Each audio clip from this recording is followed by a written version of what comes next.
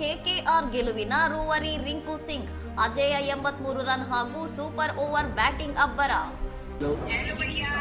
भैया नहीं ब्रदर.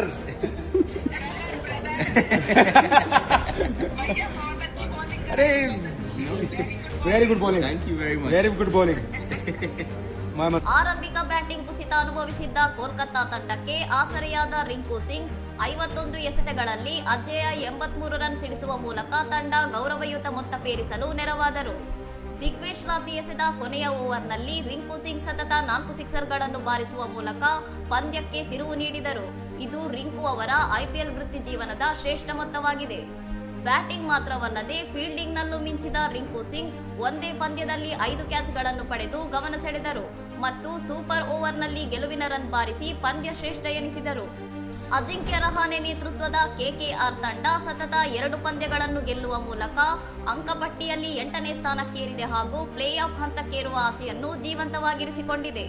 ಇನ್ನೊಂದೆಡೆ ರಿಷಬ್ ಪಂತ್ ನೇತೃತ್ವದ ಲಕ್ನೌ ತಂಡ 8 ಪಂದ್ಯಗಳಲ್ಲಿ 6ನೇ ಸೋಲು ಅನುಭವಿಸಿದ್ದು ಪ್ಲೇ ಆಫ್ ಹಾದಿಯನ್ನು ಮತ್ತಷ್ಟು ಕಠಿಣಗೊಳಿಸಿಕೊಂಡಿದೆ.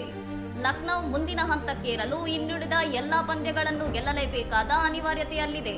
ಇನ್ನಷ್ಟು ಸುದ್ದಿಗಳಿಗಾಗಿ ನೋಡ್ತಾ ಇರಿ ಸೌರಂ ಟಿವಿ.